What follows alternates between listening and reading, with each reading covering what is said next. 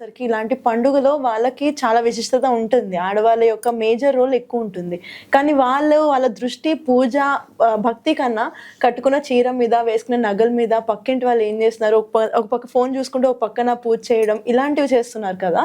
మరి ఇవి చూసినప్పుడు మీకేమనిపిస్తుంటుంది? పూజ అనంగానే ఎక్కువ మహిళలకి మనకి ఇంపార్టెన్స్ ఇస్తాం. కానీ ఈ రోజున పాశ్చాత్య ఏదైతే మనం అంటే విదేశీ సంస్కృతికి అలవాటు పడుతూ పూజ చేస్తున్నారు. అందుకు సంతోషించాలి మనం. ఓకే. అంటే మన పద్ధతిని కాదనుకుంటా మనం పూజ చేస్తున్నాం. కానీ అక్కడ సాంప్రదాయ దుస్తులతో కూర్చొని ఈ రోజున మొబైల్ ఏమున్నాం, ఆ మొబైల్ కొద్దిగా సేపు పక్కన పెడితే అంటే ఇక్కడ ఏంటంటే కాన్సన్ట్రేషన్ అనేది ఇంపార్టెంట్. ఎప్పుడైతే మన కాన్సన్ట్రేషన్తో ఆ దేవి ముందు పాదాల ముందు మన ధ్యానంతో ఆ శ్రద్ధనంతా అక్కడ పెట్టి మనం పూజ చేస్తామో తప్పకుండా మనకు ఆశీర్వాదాలు లభిస్తడం జరుగుతుంది.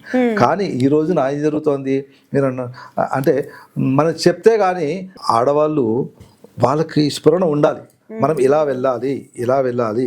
ఇప్పుడు ఒక ఐటీ జాబ్ చేస్తుంది అనుకోండి ఒక స్త్రీ మహిళ, ఆమె ఎలా వెళ్తుందండి?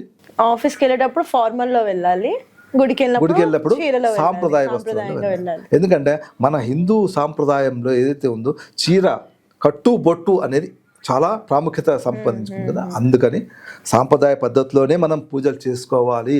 ఎవరన్నీ చెప్పినా మీరు సాంప్రదాయ ఇప్పుడు నేను అంటే లంగా కట్టుకుంటే కాదా లేకపోతే ఓని వేసుకుంటే కాదు. సాంప్రదాయ పద్ధతి చక్కగా నిండుగా గాజులు వేసుకోవాలి, దుట్ట బొట్టు పెట్టుకోవాలి. వస్త్రధారణ చాలా ఇంపార్టెంట్.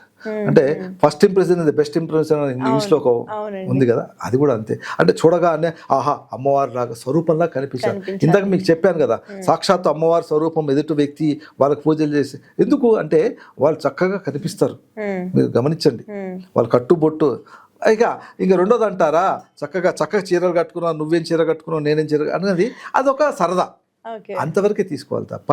కానీ శ్రద్ధ అంతా ఎక్కడ పెట్టాలి? అమ్మవారి పాదాల మీద పెడుతూ కుంకుమార్చన చేసుకుంటూ భక్తి ప్రపత్తులతో మనం పూజ చేసినట్లయితే మనం కోరుకున్న మనం అన్నీ మనకి నెరవేరుతాయి.